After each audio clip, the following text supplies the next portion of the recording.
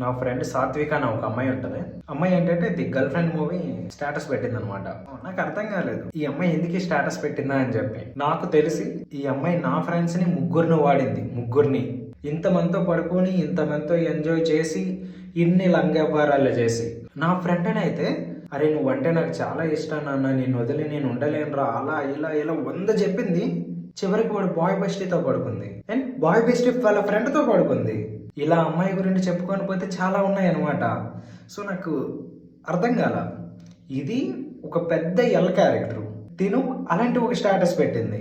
ఇక్కడ ఏంటంటే నాకు అర్థం కావట్లేదు అసలు ఇవి ఏమనుకుంటున్నారు మీరు. ఒక మంచి అబ్బాయిని మీరు వదిలేసి మళ్ళీ వాళ్ళు అంటారే మా వాడు చాలా మంచోడు, బేసిక్గా ఎలాంటి హ్యాబిట్స్ కూడా లేవు, అలానే ఓవర్ పాజిటివ్ కూడా కాదు.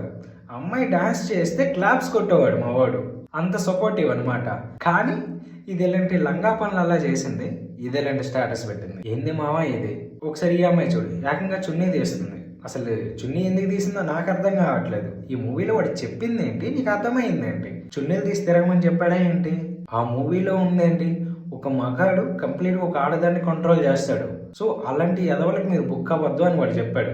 అలాంటి ఒక కాన్సెప్ట్ని వదిలేసి నీకు నచ్చినట్టు తిరగండి, నచ్చిన వాళ్ళతో పడుకోమని చెప్పదా? అర్థమవుతుందా? అక్కడ సినిమాలో మ్యాటర్ ఏంటంటే తను ఒక సైకో బాయ్ ఫ్రెండ్తో ఉంది. It's over possessiveness.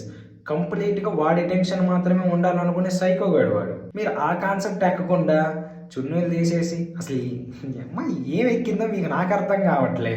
చాలా మంది అమ్మాయిలు ఏంటంటే పొసెసివ్నెస్కి సైకోతనానికి తేడా తెలియకుండా స్టేటస్లు పెడుతున్నారు అనమాట.